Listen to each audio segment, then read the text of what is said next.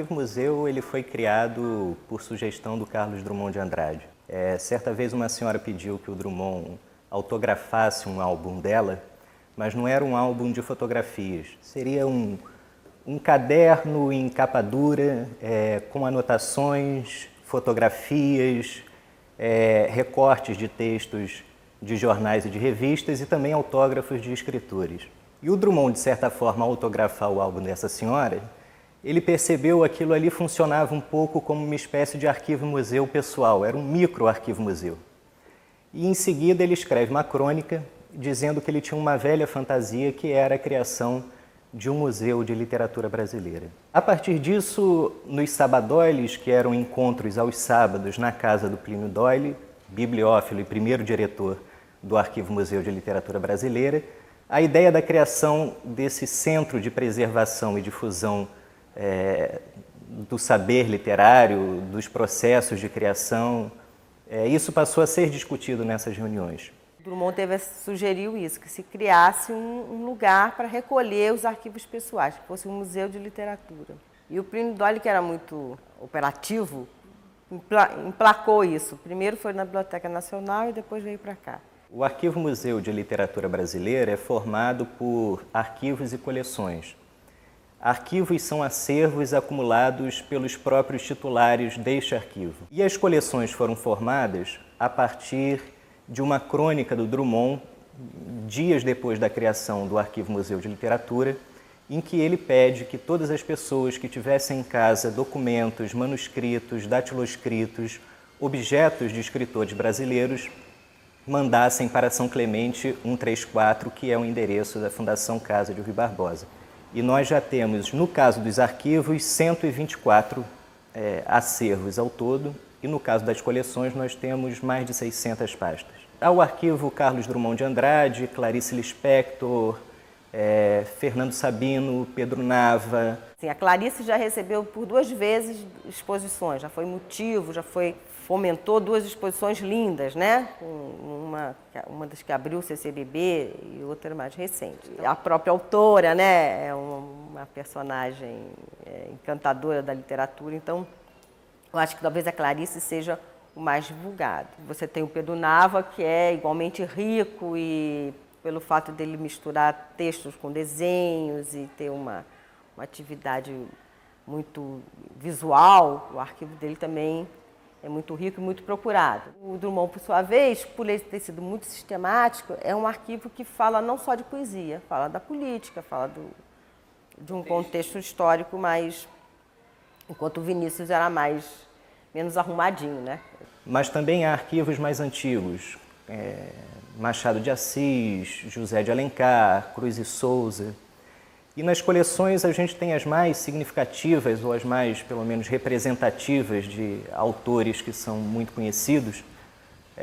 Nós temos a do João Guimarães Rosa, a do Lauro Escorel é uma coleção, por exemplo, pouco estudada ainda e pouco conhecida, mas que tem tem documentos do Drummond, Manuel Bandeira, Vinícius de Moraes, documentos extremamente importantes porque uma das boas qualidades do Lauro Escorel era a curiosidade. Ele perguntava muito aos autores sobre os processos construtivos. E hoje em dia eu até me pergunto se a gente tem como dinâmica possibilidade de catalogar tudo. Porque na medida que você está catalogando, você está recebendo novos também. Então, isso é um ciclo que não termina. O importante é você manter a integridade daqueles registros. Quer dizer, aqueles são os últimos, de modo geral, os últimos vestígios de uma atuação intelectual. Então, o importante é você colher aquilo, mesmo que gerações futuras possam tratar. Então, a coleta é uma coisa de você salvar da perda irremediável. E você tem uma necessidade de catalogação especificando muito bem de que se trata aqueles documentos, enquanto a literatura no século XX, ela se caracteriza justamente por misturar os gêneros. Então, a arquivologia, por exemplo, tem a necessidade de que se defina é um romance, é um conto, é um poema, e o século XX parece buscar justamente desconstruir esses conceitos. Então, é uma dificuldade, por exemplo, como tratar esses documentos no que diz respeito à definição do seu caráter, do seu conteúdo. A preservação é uma outra questão. Apesar de que o que a gente tem percebido com o surgimento das novas tecnologias é que o papel é, de fato, a grande tecnologia de preservação. A gente consegue ter um livro de 1500 que continua hoje sendo, pelo menos, existindo em uma biblioteca. Ele pode ser consultado, ele pode ser visto. E os arquivos têm os seus formatos que mudam com muita rapidez. Então, essa nova tecnologia que a gente ainda não sabe tratar, ela, de certa forma, está abrindo um grande problema para os arquivos, que é a acumulação de documentos de uma época. Assim, o setor público todo está muito atrasado em relação à questão da preservação digital. Eu recebo uma carta do ministro junto com o e-mail da minha filha, quer dizer, você não tem canais seletivos disso. Eu acho que é o grande desafio da próxima década. A gente vai começar agora a trabalhar com o arquivo do Rodrigo de Souza Leão, que é um arquivo com documentos digitais, e os problemas vão surgir, né? Alguns dos quais a gente já sabe quais são, como, por exemplo, como você comprova a autoria de um documento digital, né? Como dizer que um documento do Word do Rodrigo foi escrito por ele? Esse arquivo-museu é fundamental, ele é paradigmático, ele que estabeleceu o procedimento no Brasil. Ele é a matriz do tratamento de coleções pessoais de literatos. Quer dizer, ele gerou, a partir dele foram gerados outros no Rio Grande do Sul, em Minas Gerais, em São Paulo, né, o próprio IEB. Então, ele é um padrão, uma referência para todos os demais arquivos.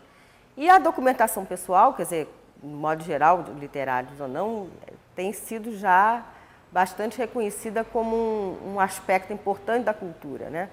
Você trabalhar com os documentos íntimos, você trabalhar com o que passa por detrás, digamos, dos processos oficiais, dos processos públicos midiáticos, né? Aquilo que o não dito, né? De modo geral, nas correspondências e nas cartas você consegue recolher informações que tornam a sua análise mais completa e mais complexa e mais até paradoxal, né? Às vezes, né? O comportamento público com o comportamento privado. Poltronas, cadeiras, mesas, óculos, canetas, lápis, há uma série de objetos da parte museológica do arquivo-museu e que se põem também como são mais do que objetos. Porque até que ponto um objeto não pode ganhar alguma consistência textual? Ou seja, de certa forma, aquela obra de artes plásticas termina ganhando alguma consistência textual porque ela faz parte de um processo criativo.